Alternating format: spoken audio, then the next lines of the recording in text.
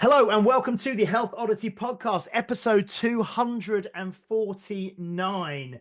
And we are joined today by a very special guest who we've just been talking to actually before pressing record. And we've had to say, let's stop talking, let's record, and then we're going to have this conversation because it's already really interesting. But I'm just going to touch base with Pete and just make sure he's okay in Bath, Somerset. How are you doing, Pete? I'm doing very well. I'm looking forward to this actually. Like you say, we've already had some top content before we even started, so we'll have to go through all that again, won't we? I think this is going to be a good one, and we're already talking about getting this guest back on again as well because it seems like Excellent. we're going to have a lot to talk Excellent. about. Yeah, so we are going to be we are joined today by Dr. Nancy Allen, and Dr. Nancy Allen is the medical director of Renaissance Reset for Menopause. She's an NHS GP since 2001. So I make that with my maths 25 years as an NHS GP. She's a member of the Royal College of GPs and the British Menopause Society. And yeah, we're just going to dive in because there's so much I think that we're going to be able to cover with Nancy. But first of all, Nancy, welcome to the Health Odyssey podcast. Well, Peter and James, thank you so much for inviting me to speak on your podcast. I'm delighted to be here. Yeah, excellent. It's lovely. And whereabouts are you at the moment, Nancy? Where are you based? I'm based in the northwest of England in Chester.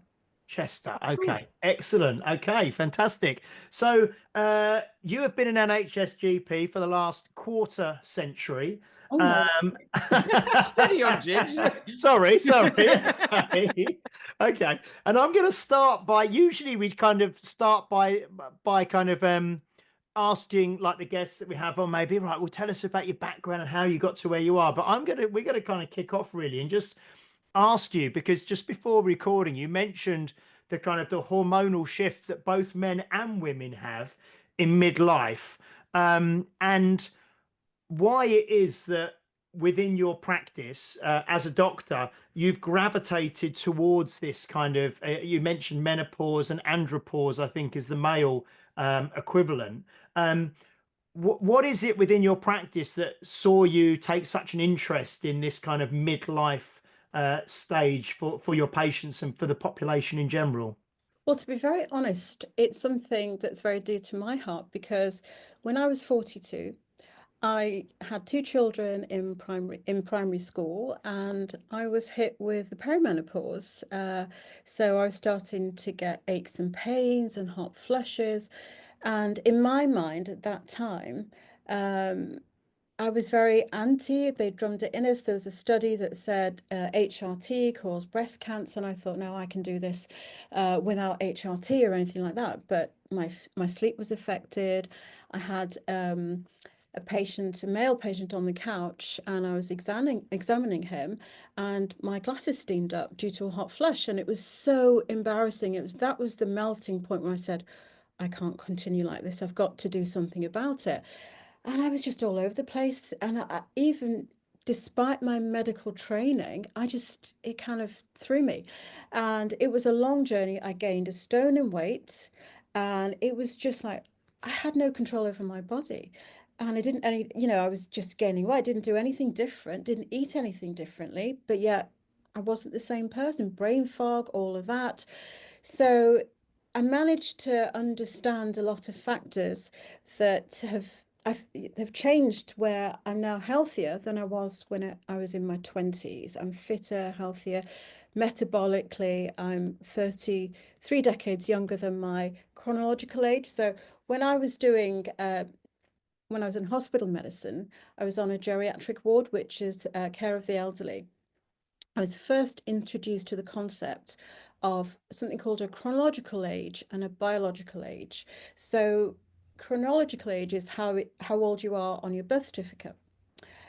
Biological age is how you are able to function independently. And we go around with young doctors following the consultant, and I started looking at people on the beds differently. People, and the consultant would introduce so and so. This is Mr. Whoever, and he is 92 years old, but he has a biological age of 70, and that concept never changed, but we didn't actually do much about it as doctors. We could have prescribe, and we reach a point we're very poor in preventative medicine, I believe, in the NHS, and this is why I'm here. I really believe in lifestyle and more preventative medicine. And I'm hoping to give your listeners 4 tools today to monitor and track to help increase something called a health span.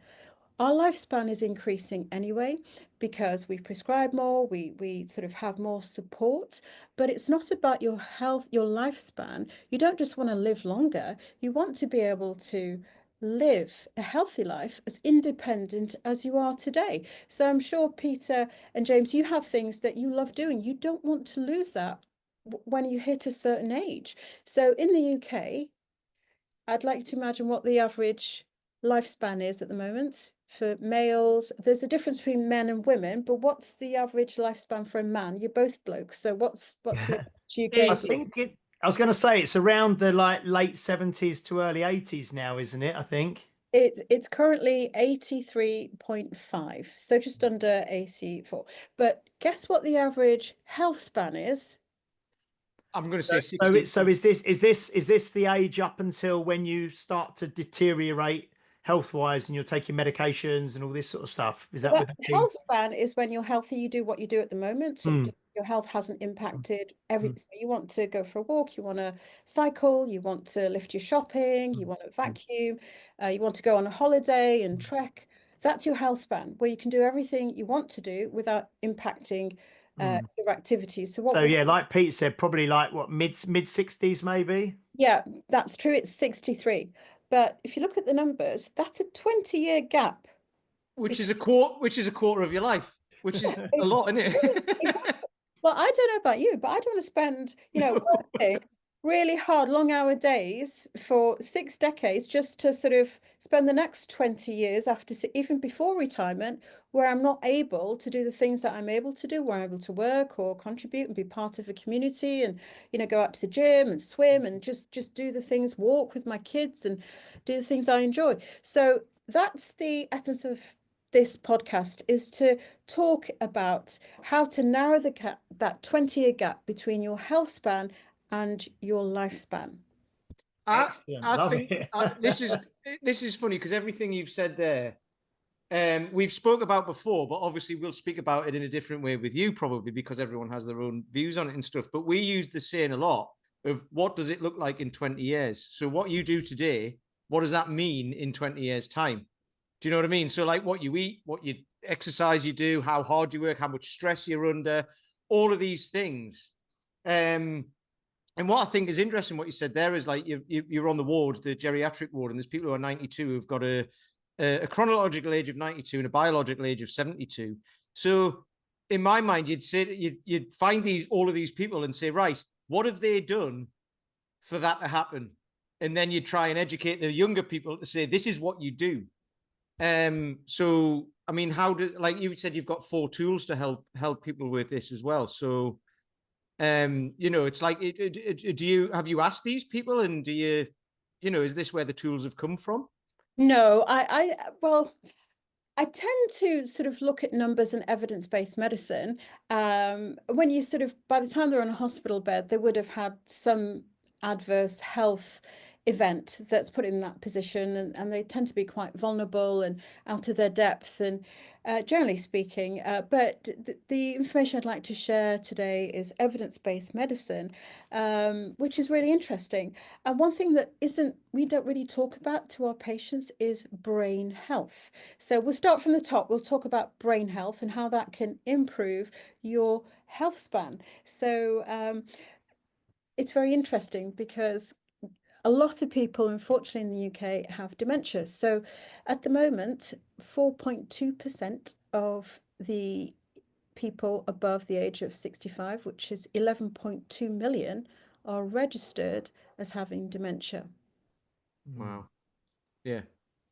And it's quite sad where, it's a gradual, it starts off cognitive decline very gradually, but within years, they sometimes don't recognize their family members. And I don't know if you know anybody in your family who has dementia, but it's a growing concern because people are becoming older, but then the incidence of dementia is increasing and rising.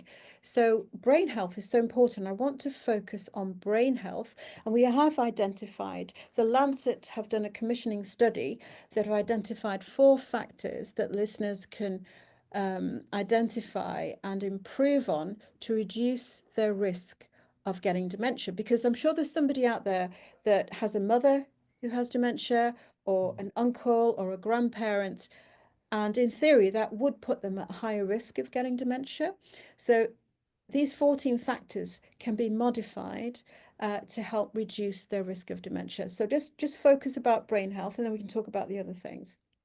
So one of the most interesting things is that people who engage in intellectual activities tend to have a higher cognitive reserve, which means that if they were to get some decline, they can still function quite well and independently.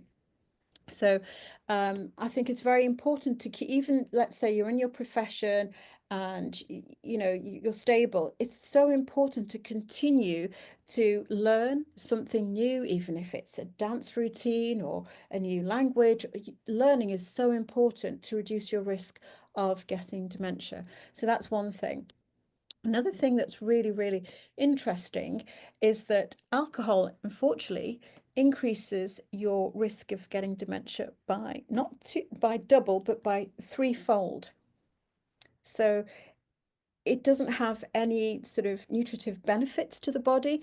In fact, it causes more harm and increased risk in getting dementia. It's bad news, and I'm sure people out there are sick of doctors banging on about alcohol, X, Y, and Z, but it's a fact. It's a medical fact. So if you want to reduce that risk, now's the time to be mindful of trying to cut back and be more mindful of drinking habits. So I was that's just going to ask, Nancy, sorry, is that so? And just give us the straight answer. Is that if you have any alcohol is too much, or would you say, I know there's like these NHS guidelines of you mustn't have over this many units per week. So is a small amount okay, or is any? Because I've heard people now say, well, look, any is kind of not doing you any good. You're better off not having any, or is a small amount kind of acceptable, or where do you sit on that kind of advice? where I would say is to be practical rather than sort of create anxiety and put, make people very anxious about it. And you can't just switch off something because there are benefits to socializing and drinking within that social aspect, but also there's loads of zero alcohol options available at the moment, like zero Guinness or zero, there's so many different zero beers. So if you can reduce it, I would say that's my Yeah. it's far too pragmatic to say zero alcohol. And they haven't actually done a study to say if you take 2 units, this is your risk, or if you take 21 units, this is your risk. There's no evidence to answer your question directly, but I think to be more pragmatic, I would say just, cut back as much as you can, and perhaps on special occasions, because it has proven to increase your risk. So another one is obesity. It's a big no-no as well. They find that the fat cells release all sorts of cytokines and things, that there is a direct increase with obesity and dementia as well. It seems to be the root of a lot of diseases and linking with that. But I'm sure, as you know, there's these new injections and there's new medications plus lifestyle factors. I mean, I was in a high street shop the other day with my daughter, and I could just hear 2 people saying, oh, I'm on this injection now and I've lost 2 stone. It seems to be just a high street brand that so many people are on these injections, and we actually are embracing it now. It's just become so many people. It is improving their factors, and it is hard, especially if you have a desk job, to get in 5 hours of working out a week and 10,000 steps a day. So and the brain sometimes forces you with a set point to stay obese. It's really, really hard. It's not that easy to lose weight. This is interesting because I've got a walking group, and we were out last night on a walk, and there was a lady who came along, first time she's ever been along, and she's on those injections. She's lost 12 stone in a year. Wow. but she was told by a doctor that she wouldn't see Christmas if she didn't do something. So she did something, and she's had a, I think she's probably in her 60s. She's had a, you know, she lost a child when she was younger, and she's had some trauma and all of this sort of stuff. So it was all kind of added up. But we did a podcast. It might have been the episode that went out last week. But we did a thing about finding a purpose and all of that, because, you know, a lot, especially people who are morbidly obese, it's usually a mental thing rather than a physical thing, isn't it? I would say, like, Yes. and we were talking about finding a purpose, because you can try and lose the weight, but if you're not losing it for a particular reason, you know, like a really solid reason, then it makes it harder. Whereas for hers, I think she'd been through so much trauma in her life and all of this. It was like, I need to do something about it now, that I'm going to die, or I'm going to die. And she's got a 24-year-old son, and she's like, he won't have anybody to look after. Well, he doesn't need looking after anymore, but, you know, it's still young and all of that. So that's just really interesting, because she works for the NHS as well. So she said she had friends saying, well, it's easy for you because you've got access to this drug. I can't remember which one it was, but she's like, you know, and lots of people have got opinions on whether it's good or bad. And I don't know, because this is the first person I've spoken to who, like myself, who's done this. And I'm like, but if it gets you 12 stone off in a year, you're still alive. You're now out on a 5-mile walk that we did yesterday that she wouldn't have been able to do a year ago. Absolutely. That's a great start. So then you can come off the injections, and she's changed her lifestyle as well in that year. Yeah. So, and we've had another guy on, Steve Bush, who had a gastric band fitted a while ago, and it's one of James's clients, members at his gym. And again, people have got opinions on that, but he's embraced it. It's worked. He's kept the weight off, and he's got a completely different lifestyle now. And it's amazing. So, sorry, there's not a question in there. No. It's a fantastic illustration how both sides, what obesity can stop you from doing, and the fact that when you do focus on your lifestyle, when the doctor said to her, you'd be lucky if you survive until Christmas, and that was a trigger that made her do something. I'm hoping your listeners don't get to that stage and start implementing some factors later on to avoid, getting cancer and getting type 2 diabetes and dementia. But you said a buzzword, you said the word purpose. The word purpose is so interesting because they were looking at global longevity, and we have like these blue hotspots in the world where they have the highest amount of what's the word? Where people over the age centenarians, I think. Centenarians. Yeah. Thank you, James. Over the age of 100. So apparently that these 5 blue zones are Okinawa in Japan, where 54.4 out of 100,000 are over the age of 100, and that for them is normal. But they found in their research, they have these little pods and like groups of friendships, and these people still, they feel they have a purpose within the community. So the word purpose is so important. And before I leave that, I'll just add in the other 5 areas of these blue zones. So it's Okinawa in Japan, I can't say Icaria in Greece, Sardinia in Italy, there's Loma Linda in the USA, and Nicoya in Costa Rica. And all these people just are more active on a day-to-day basis. So activity is a very, very important factor, going back to brain health again, that reduces your risk of getting dementia. So I want to just expand on activity, if I may, to say 1 in 6 deaths in the UK are linked to inactivity. For whatever reason. If it's just our culture, is it just the fact we work too hard with the cost of living crisis, some people having to do 2 jobs, take on extra hours, extra shifts, whatever. And we are 20% less active than we were in the 60s, the 1960s. So your parents were probably 20% more active just by doing day-to-day activities, walking to the bus stop, doing X, Y, and Z. Whereas now we've got so many options, like getting on, driving your car, etc. Or hybrid working is a nightmare because everybody's sat at home all day. That's another thing since COVID. So we are less active than we were in the 1960s.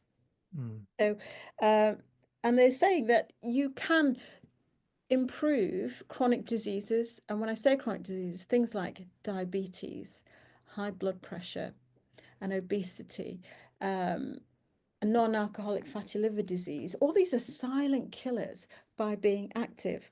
And And then, all of them as well, are they, Nancy, if I'm right? All of these are kind of lifestyle diseases, aren't they? Because they're not like is it communicable disease that you'd catch off of someone? They're all things that we kind of do to ourselves through the way that we live life nowadays. Is that fair to say? absolutely. So talking about obesity, guess what the numbers are for the UK? We are the fat people of Europe, unfortunately. Oh, 30%. go on, Peter. You were saying It's 30% and it's doubled in the last 30 years. Is that right? between overweight and obese, 75% of the UK population. We are Okay. officially out Yeah. there. Mm. That's not good. Yeah, that's up with America, isn't it? Almost. Yeah, yeah, Yeah. absolutely. Yes. Yeah. Yeah. No, I looked into this a while ago, and I think like actual obesity, even though has obesity been recalibrated to what obese actually is? I think anyway. I think it's still a BMI of over 30, Yeah. isn't it? Is But the yeah, I saw it as yeah. like actual obesity is 30%, but then overweight is still a problem, Yes, isn't it? between the Yeah. two, yeah, I didn't know the 75%, which is it a is. lot, isn't it? It's And shocking. the thing is, I know I looked into this, and I think it's the diet industry. We spend something like £2 billion per year on the diet, not clinical diets and all that sort of stuff, like just diet products, commercial diet products, which will have been the amount of money spent over the last 30 years will have increased year on year on that as well. But we've still doubled the amount of obesity, which What's worse is yeah. that 11 billion of the UK population spend 11 billion pounds per year is spent on confectionery. Oh, right. I didn't know that. Confectionery. 11 bit. So yeah, we are spending our household income on comfort foods and just Yeah. confectionery, which doesn't Mm, have any nutritional value. mm, So yeah, I think I also heard somewhere, this was probably about 10 years ago. I think it was on a Hugh Fernie-Whittenstall program when he was talking about obesity and stuff.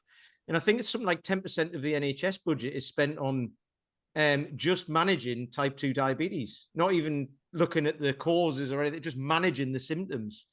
It was like, I think it was like 10% of the budget or something. It was like, that was I'm something not like 11 sure. billion or something. It was, but I mean, it was a big number, I'll and we have know to that look that's that growing. up, But but it is the incidence yeah, of type 2 diabetes, yeah. which can be reversible. It's Mhm. absolutely shocking. But going back to dementia, if you do get type 2 diabetes, that's one of the 14 factors that have been identified to, improving your brain health is by having low GI food, sort Yeah. of trying not to, have a lot of high carb, high fructose diets, like, whole food eating is so important. Or another word which is quite popular is just like clean eating. I don't know, James, are you in the health, you believe you are in the Yeah, fitness? we're all in that. Yeah, we're all in that sort of space, and yeah, that kind of, yeah, like you say, unprocessed foods, more single ingredient whole foods, just Yes. more. The less processed you can have, the better. Um, Yeah, it's incredible because I think I've also heard, I don't know if it was more in American podcasts and things, but where they actually started to refer to like dementia as like type 3 diabetes or something now. They kind of actually have made that real link to the insulin resistance and all this kind of issue that goes on.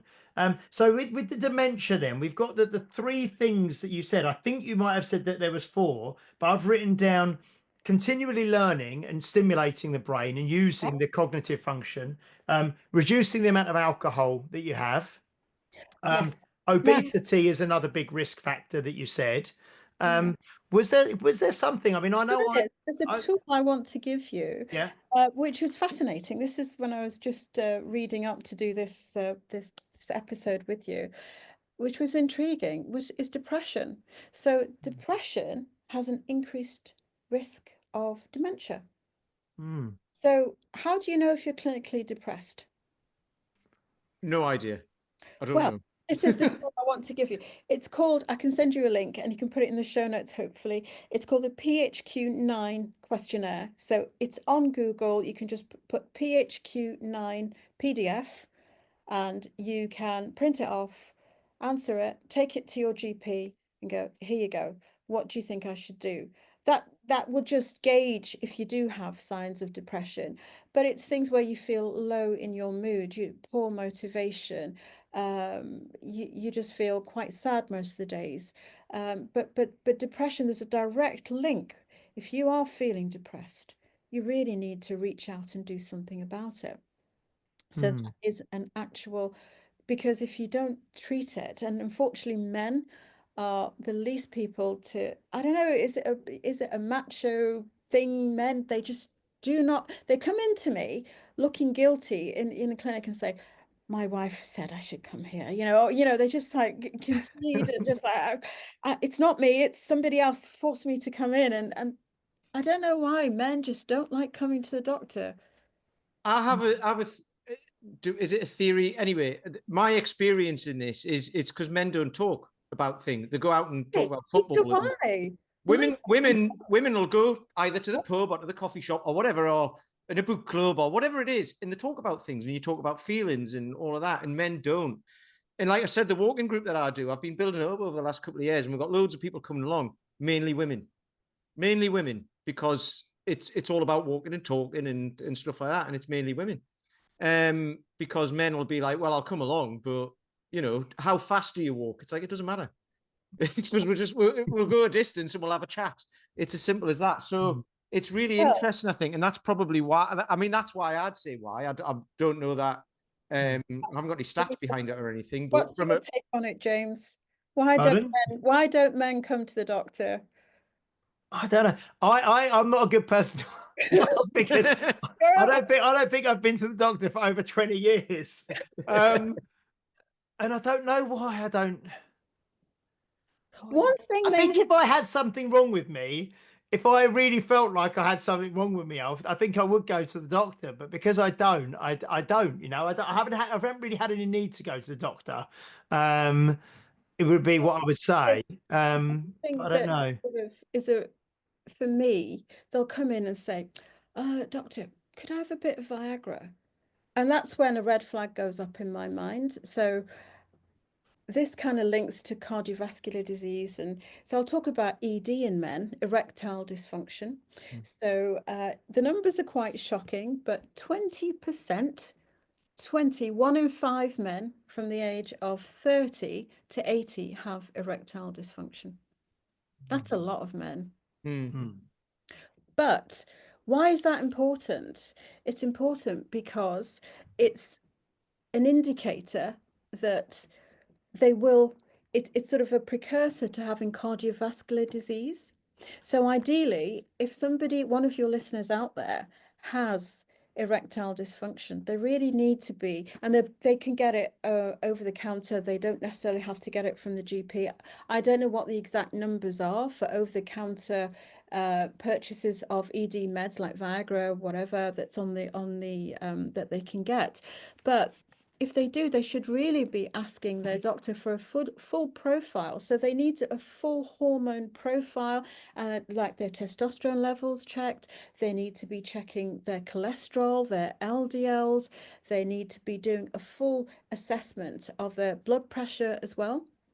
So if there's anybody out there or anybody's partner has erectile issues and they're taking meds, which there's nothing wrong with doing that, but they really need to be asking, what's the root cause behind that? Because, this is where a lot of people, like I said, men don't come to the doctors and we don't know unless they tell us, and they probably won't come until it's far too late. So it increases their cardiovascular risk by 1.5 times. So if you're already in that category, you need to really be going to your doctor, checking your triglycerides, doing a full panel of blood work. Because is it true that like Viagra was actually created by accident, wasn't it? It was meant to be like a vasodilator to actually help blood flow, and then they realized that when you took it, that was the sort of side effect, because is that true, or is that just something I've heard? I'm not sure. I don't know about that one. I'd have to do a Yeah, bit of okay, research yeah, because on it I again. think that I'm sure I've heard a number of times that it wasn't actually designed as a medication to, treat erectile dysfunction, but it was like something to do with like dilating the blood vessels, and to actually more for the heart, but Yeah. because it had that vasodilation, if you like, and increased blood flow, that was kind of one of the the side effects, which obviously then became probably one of the most marketable drugs in the world, so yeah, it's quite So interesting. screening yourself for depression is really important. Now, Mm, sleep tracking is really, really important. And I found a really cheap hack to tracking my sleep, which is like the price of 3 coffees. And I'm really into wearable smart tech. And I mean, without mentioning any names, but I think the science behind it is really helpful. We started in medicine using digital technology to track certain things since the 60s, but now it's available on Amazon, where you can buy, for example, a smart ring, which you charge once a week, literally for the price of about £30, like four or five coffees, and you charge it once a week, and it will track your sleep, which is really, really important, that you try and get between 7 to 8 hours sleep a day. mm. So that's another action. I And think I read as well, sorry Nancy, that if you lack of sleep is a precursor for dementia as well, isn't it? Or is it true? Because when you're sleeping, it's when your brain health actually, your brain reconfigures and heals and sorts itself out. exactly. It's Yeah. so important. We haven't evolved, since mankind we ever existed. We still need 8 hours sleep. So it is Mm, such an important part of mm, your cognitive health that you mm, do sleep. And lack of sleep can be a precursor for, anxiety, for example. Another benefit of wearing some type of smart tech, that wearables, is that you can track your blood pressure. mm, Um, so a lot of people don't actually know what a normal blood pressure is. mm, So, you can download the app, wear the ring once, and you charge it once a week, and it will give you your readings constantly throughout the day. And you can just take it to your doctor and say, hey, look, this is my blood pressure. So a normal blood pressure is 120/80. mm, So it's at the midlife point where it starts creeping up, and sometimes we don't know why. And this is it. It's a silent disease. And again, hypertension, which is another one of the 14 factors, is a precursor to getting dementia. So if you start tracking your health, mm. it reduces your risk. Yeah. And why not track it rather than spend, coffees at, the high street coffee shop? Just invest in your health for £30. I think it's It, interesting, because you've got objective data, your own biometric data you can take to your doctor, because you've only got 10 minutes, and, next, here you go, doctor, what do you think? And then that's it. You're I, already. I mm, think this is brilliant. I mean, I don't use any wearable tech or anything like that. Why not? I Why just I not? just don't I just don't. But I mean, I tend to, I don't drink as much as I used to. I'm in the fitness industry. We do exercise. I don't eat processed foods, all that sort of stuff. But maybe I should. I don't know. I not eat processed foods. I mean, maybe I should wear some wearable tech. However, it's interesting though, because like talking about menopause and stuff like that, things like that, and things like this wearable tech, is if you go to the doctor and just say, this is how I feel, they're going to want to know. They're going to then go, right, well, go away and do this or whatever, and say, like, and then when you come back, we'll analyze the data. Whereas if you can do it before you go. So I said this to my girlfriend, because she's how old is she now? 48. So, she's in the menopause world, whatever Yeah. you want to call it. She's menopausal. And I said, before you go to the doctor with it, just start writing your symptoms down, keep a little diary, and then when you go in, you just go, here's what it looks like, because it looks different for everyone, doesn't it? So here's what it looks like. And that was really interesting, because they knew what to do. Or like, I That's know it's trial and error, but immediately it was like, right, let's start you here and we'll see how it goes. And that would reduce the time that you have to go to the doctor for a start, and also it would reduce all the wasted time that goes with all of that, and save the NHS time and money. But I think that's a a good message to send to people. Because also, again, I was talking about this last night. If you say to people, just keep a diary of how much you actually eat, keep a diary of how much sleep you get, keep a diary of this stuff. People don't want to because they don't want to know, because they know it's not going to look great. They eat more than they think, they spend more than they think, they sleep less than they want to when they know this. And if they actually know the real numbers, it's really scary. But actually, if you know the real numbers and you're truthful about it, you can do something about it, right? Exactly. If you don't measure your weight, you don't measure your biometrics, how are you going to create the habits? Another thing, you know, if you're wearing something, how will you know you get your 10,000 steps a day? Before I started measuring, you know, I go in at 7:30, I don't come out till 7 o'clock. So that's what, 11 and a half hour day. Yeah. Before I started measuring, I would literally be doing like 3,000 steps a day, and you know, repeat, wash, rinse, and repeat. But now I'll wake up earlier before I do my morning shift, and then I will do my, you know, I'll try and get about 8,000 steps, and at lunch I can try and get another 4. But I get my steps in when I'm duty doctor, so I'm able to do that, which is, you know, but if I hadn't measured, I'm not able to do that. So measuring, I think, you know, for £30, I think if it's possible, it's certainly worth giving it a go. It's so lovely to hear you, Nancy, as a doctor, talking about this. It's this personal responsibility of the individual to take ownership of their health and their activity, and to track and to be really proactive with this stuff. Because like you said, medicine really traditionally is well, certainly within the NHS setup, is reactive, isn't it? It's, I've got a problem, I go to the doctor, I get given some medicine, you know, to deal with the symptom. But you're really talking about this from a proactive personal responsibility kind of place. Is this very different than lots of your colleagues, do you find? I mean, I don't expect you to drop anyone in it, but I mean, Many of my colleagues, I suppose as colleagues, I don't know if my colleagues have actually advise their patients to do it hmm, personally, but it makes a lot of sense, because if you, let's say you go in, you have a funny turn, and you get your blood pressure checked, and then they say, oh, you've got high blood pressure. You go to your doctor, and they'll give you a diary and a blood pressure on to do a 7-day diary. But you're ahead of the game, you know, and that could have been latent, sort of silently in you for years before you actually present to the doctor.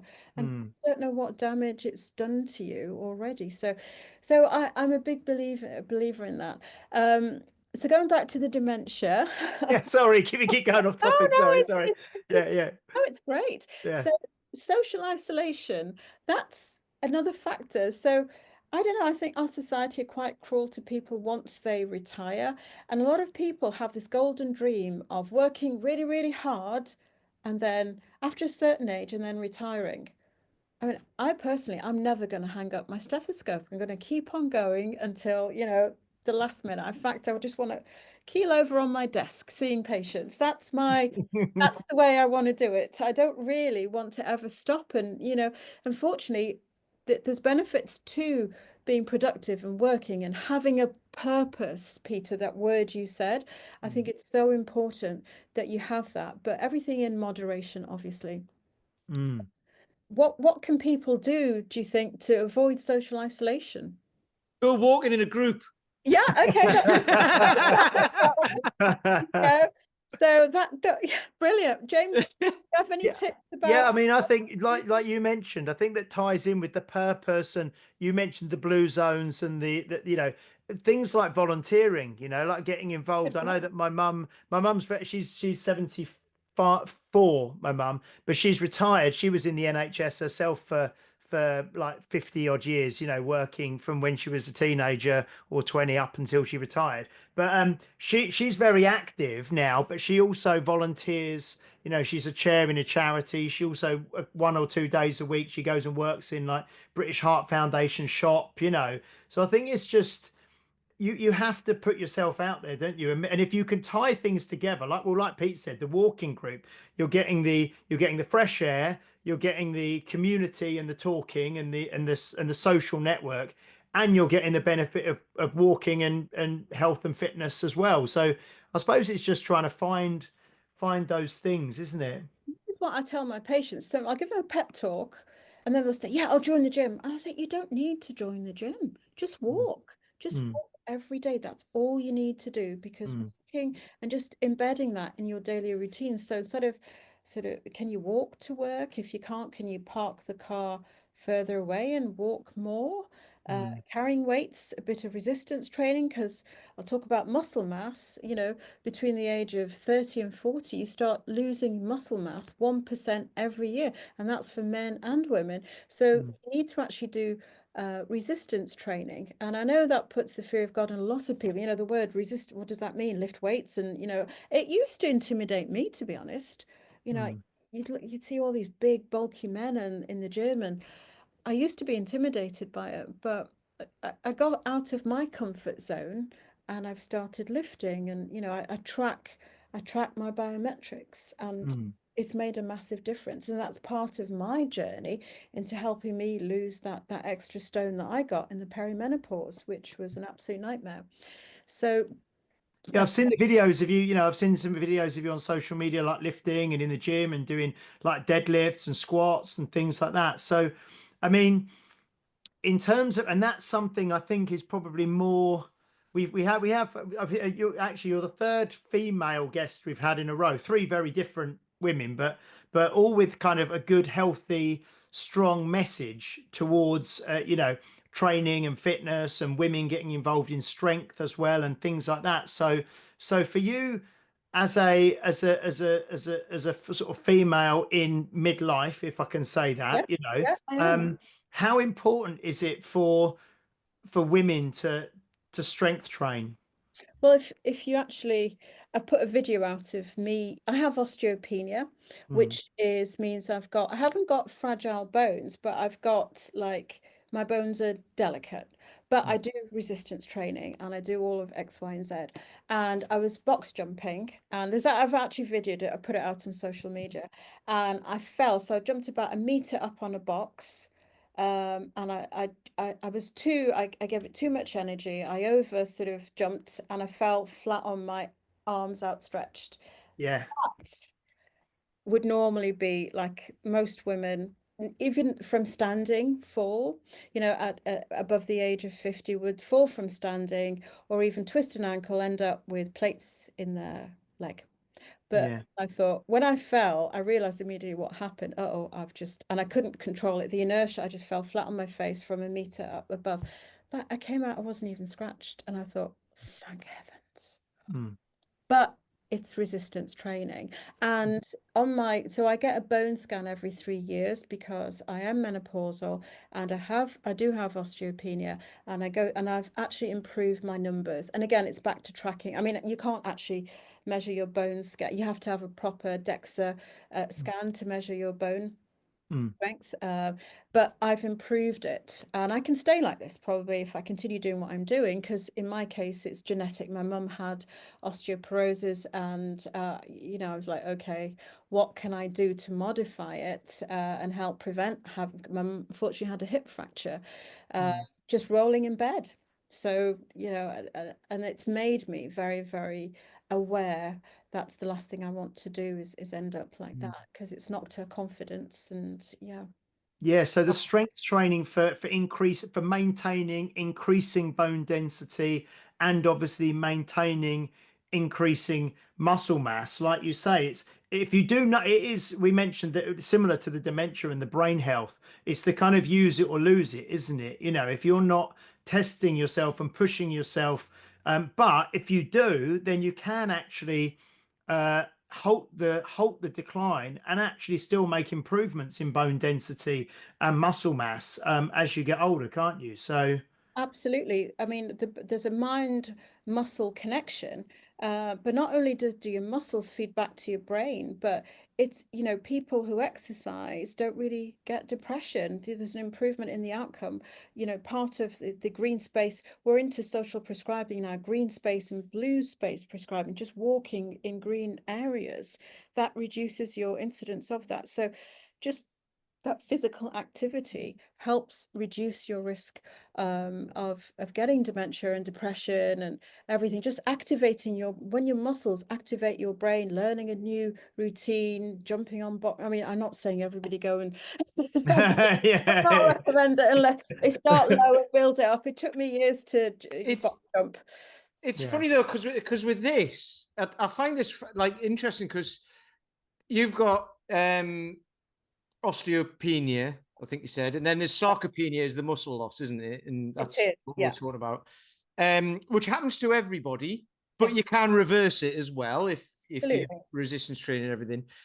And it's interesting because people might go, well, I haven't got that, so it's fine, or I haven't got that. It doesn't matter whether you've got it or not. Any of these things, all of the things we're talking about, bit of resistance training, going walking in nature, eating less processed food, drinking, all of these things help everybody, regardless of any of those things, don't they? So it doesn't, you don't have to have, because people might say, well, you know, you can get people who are obese and they go, I've been to the doctor and all of my markers are fine. It's like, well, they might be now, but at some point there won't be. Exactly. Even if you're at a healthy weight, and we were talking about this the other week, I don't even know what that means anymore, what a healthy weight is, because it depends how much muscle mass and bone mass and bone density and all of that sort of stuff. But even at that, as you get older, your markers are going to change unless you do something with it now, isn't it? Like Your actual cell, you have a cycle. There's a cell cycle. So this time tomorrow, you're a day older. yeah, Oxidation will have happened. So unless you invest actively now, every day, your body just keeps a log of every inactive step you've done and yeah, every active step you've done, and you'll pay for it. So it depends. This is where you need, before you go to bed today, you need to have seen, unless, you're traveling and you're doing like a 9-hour flight or something ridiculous, you need to actually make an effort to be active. It's your health, because they'll come in and see the doctor, they prescribe, and off you go. But I hate prescribing because every medication has a side effect. Antidepressants, what's a side effect to that? You can gain weight, sexual dysfunction. There's a lot of side effects to that, and it's just, and then you get the erectile dysfunction, then another medication, then you've got high cholesterol, then another medication for cholesterol. It's just endless little, but prevention, and what do I say? An ounce in prevention is better than a pound in cure. And I've always said that, and I really believe in that. this is great. We had a guy on a few years ago. It was one of James's mate, well, someone from Chelsea, wasn't it? Ainsley. Oh yes, Ainsley. Yeah, with the And diabetes. he had type 2 diabetes, and whatever, but he lives in Dubai. And this was really refreshing. He went to the doctor over there. He was leaving the doctor's surgery, and there was like a diabetes test thing on the way out. So he just did it for a laugh, like something to do.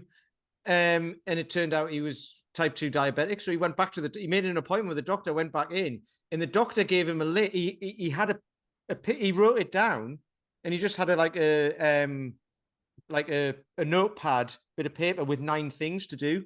And it was drink more water, get more sleep, eat well, and all of these things to do. And he went and did them. And now he's really active. And he started out walking around a 400 meter track. Running track, wasn't it? Running Yeah. track. He started out walking around a running track, and he went to the doctor a couple of weeks later. How old was he? He was like 30 or something. And the doctor was like, "You're not 60.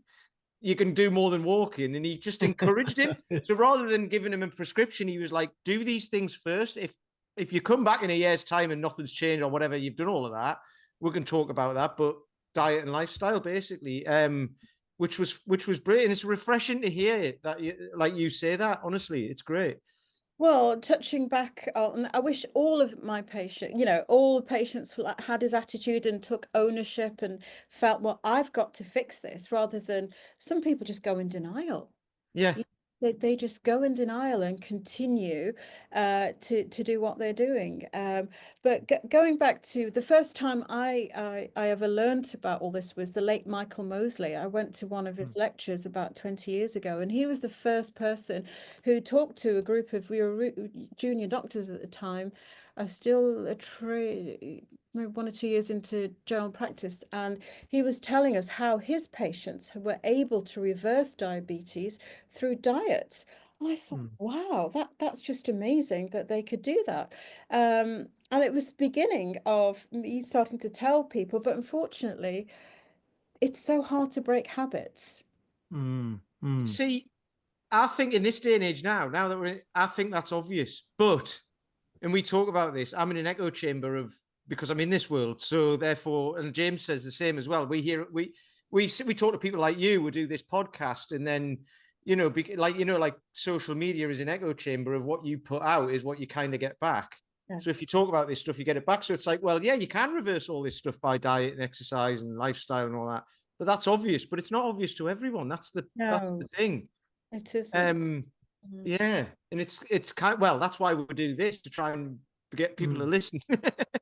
Going back to, you mentioned the sarcopenia word, which is a fantastic word. And, going back to that ward when I was in hospital medicine and the geriatrician was, a lot of people, when you see them on the Zimmer frame, very frail and skinny and weight loss and hardly any muscle. And so another factor is diet.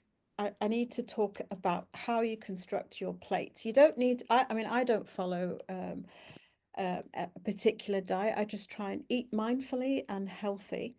Mm. But the most important thing that I've changed is that the first thing I put on my plate is protein.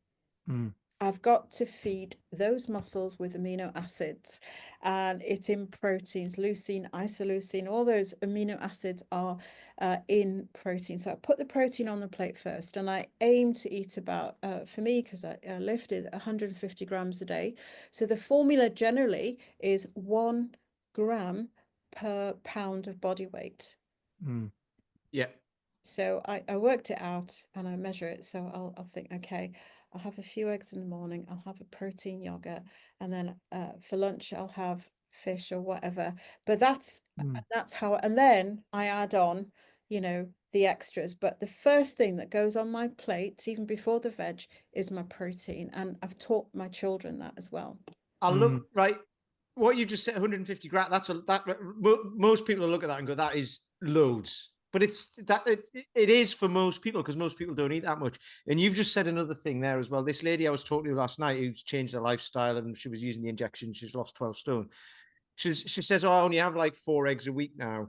Oh, I know, but I didn't say anything, because she's kind of at the start of her journey, right? And people, so she's gone from and this is what people tend to do, don't they? They'll be at this extreme and then they'll go to this extreme, and then over the years they'll end up somewhere in the middle. So she's just overhauled everything.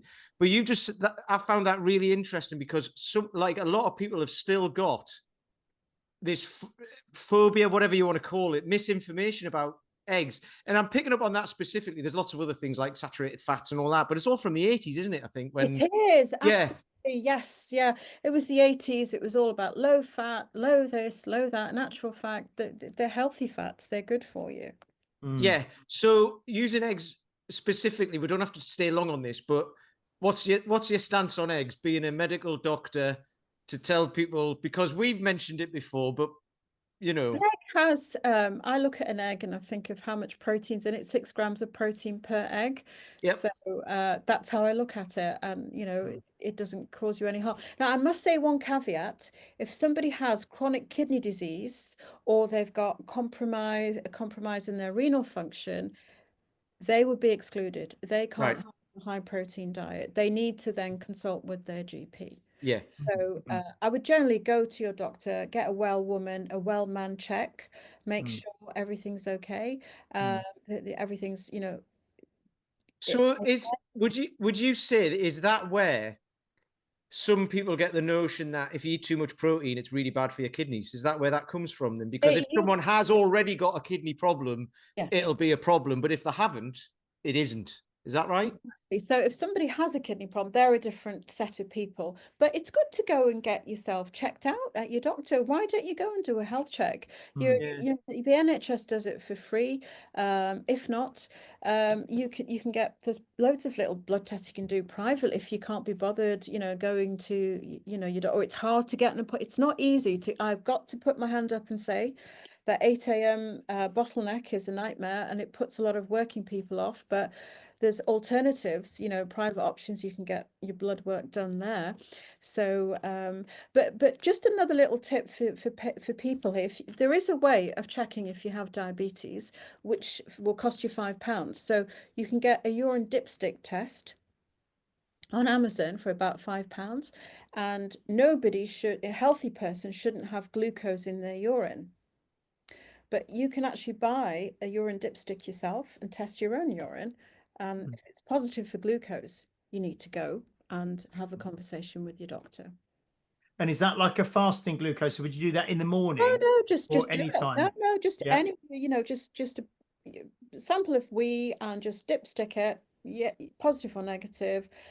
If negative, you know, it's happy days. But obviously, if it is positive, so that's another thing people can do immediately to screen themselves. So that's very important. So the final two on our 14 list are Hang on, right? It's like a run. We'll get like in at 14 is yeah. Believe it or not, hearing loss. I mean, most people, I think it's after the age of 50, their hearing starts declining. But I have been very protective over my hearing.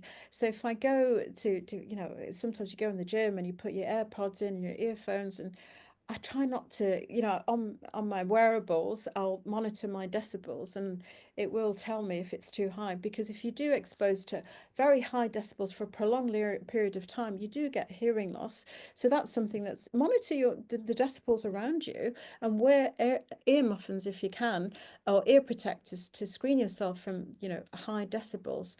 It does accelerate hearing loss. So hearing loss.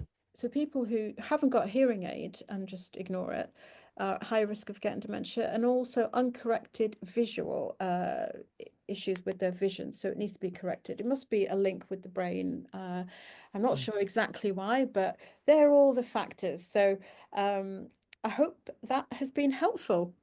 That's Ah, absolutely that brilliant. was And brilliant. and I have to say, we've done an hour with you. We've not actually touched on menopause or andropause directly, you know, but I think we definitely have to get you back on again, because it's so interesting that, I mean, the whole dementia thing is a rising problem in society, isn't it? That is something that I think 30, I don't know, is it because this is another, we've spoke about this before, haven't we, Pete? Because people's um lifespan is getting longer, because we can artificially keep people alive for longer through medications and interventions. Is more of this stuff showing up? Because whereas you might have been dead at 60 before, you're now living to 80. So Yeah. more of this stuff is showing up in the last 20 years. Absolutely. They did a Yeah. study in the Lancet, and they have found that people are living longer, but the health span isn't necessarily matching their lifespan. Hmm. And brain health is just part of it. So if you improve your brain health, everything else tends to Hmm. follow suit. So we're all connected, you know, uh, Hmm. everything, your gut microbiome, you know, oral health, your foot health, everything. There's just so much to talk about. So where are we going to go next when you're next on? Because you said you're going to start from the top. You said you were going to start from the top down, and we've started with the brain, and You we've come know down what on the would be brain. But great? what's going to be next? I would love to hear from your audience and do a Q&A. So if you've got questions, anybody out there, if they could put questions to you, if you could put a link in the show notes, you know, if they can ask questions, and I'd love to come back and talk, you know, answer any questions they have out there. I'd be more than happy to help, or any other hot topics that anybody wants to talk about. Be That's lovely to speak. so good. I mean, if people want to follow you, Nancy, or what's the best? Because I've been on your website. I know you're on like Instagram and Facebook, but you're not like massively kind of like spend loads of time on there, because you're obviously very, very busy working with patients and doing what you do. But if people want to know more and sort of follow you, where would you like people to go? Just they can follow me. I'm on Instagram. They can direct message me. I love TikTok. I just think it's absolutely mind-blowing, TikTok. And I'm on my website, gpdirect.co.uk. gpdirect.co.uk. Brilliant. Okay, now that's been so good. That's great, isn't it, Pete? That's It's fantastic. Honestly, I love it. yeah. again, we could talk all day. So It's yeah, fun, isn't it? Health is fun. Health is something you can own. You can you can live. I don't see why all three of us can't live to be 100, fit and healthy, and walking exactly. barefoot on beaches, enjoying the sunshine and rain and whatever, like the Japanese do. I know. Yeah, Honest, yeah, brilliant. yeah. It's Brilliant. Thank you, Nancy. That was great. And we definitely will. Because we'll definitely we'll get Pete. You can arrange with Nancy maybe to come back on in the next. Well, we've got Dan John on next week for episode 250. But maybe, we'll speak again. Hopefully, not too absolutely, far in yeah. the future would be great. Thank you everybody for watching and listening, and do give Nancy a follow, and do share this episode, because there was so much in there, around dementia, around, even the erectile dysfunction stuff, around the obesity, around just all the positive lifestyle interventions that you can do. And it's so great hearing an NHS doctor, talking so passionately and so eloquently and so knowledgeably about all of that is brilliant.